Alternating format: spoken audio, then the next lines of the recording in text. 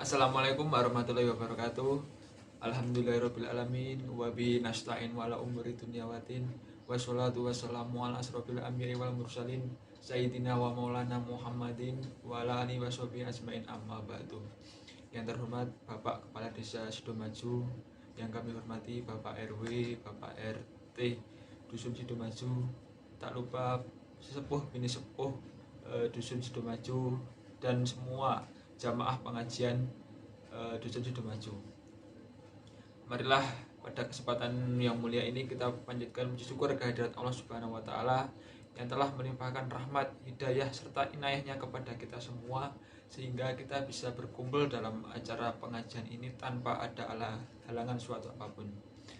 Tak lupa sholawat serta salam senantiasa kita haturkan kepada junjungan kita Nabi Agung Nabi Muhammad Shallallahu Alaihi Wasallam yang sudah membawa kita dari zaman jahiliyah ke zaman Islamiyah yang kita rasakan sekarang ini. Nah, hadirin sekalian yang dirahmati Allah Subhanahu wa taala, sudah menjadi tugas dan kewajiban bagi kita semua untuk paham dan mengerti betul mengenai hari besar agama kita sendiri, yaitu agama Islam. Jangan sampai nantinya kita mulai merasa asing dengan hari-hari besar agama kita sendiri. Apalagi di zaman yang modern dan bebas ini, kita semakin jarang menemui perayaan hari Islam yang benar-benar sesuai dengan kaidah Islam. Oleh karenanya pada kesempatan kali ini saya akan menyampaikan pidato sedikit yang mengenai tentang menyemarakan hari besar Islam sesuai dengan kaidah-kaidah Islam. Ya hadirin sekalian, jika kita berbicara mengenai hari besar Islam, tentunya ada banyak sekali hari besar Islam yang perlu kita bahas. Dimulai dengan hari besar yang datangnya seminggu sekali, yaitu pada hari Jumat. Kemudian hari besar yang penuh dengan kemuliaan, yaitu pada hari besar Lailatul Qadar, hari di mana Al-Quran diturunkan itu yaitu pada hari Nuzulul Quran, hingga hari besar Islam yang kehadirannya sangat ditunggu oleh setiap umat Islam, ini hari raya Idul Fitri dan hari raya Idul Adha. Tentu di hari besar ini akan ada banyak sekali barokah, kemuliaan dan hidayah yang Allah berikan kepada kita semua. Untuk itu kita semestinya dapat memuliakan dengan baik hari besar itu sesuai dengan kaidah-kaidah keislaman. Hadirin yang dirahmati Allah, kaidah tentang perayaan hari Islam sendiri terdapat pada Al-Quran surah Al-Hasyr ayat 18 yang artinya, wahai orang-orang yang beriman, hendaklah masing-masing orang memperhatikan masalah yang lalu untuk melihat masa yang akan datang.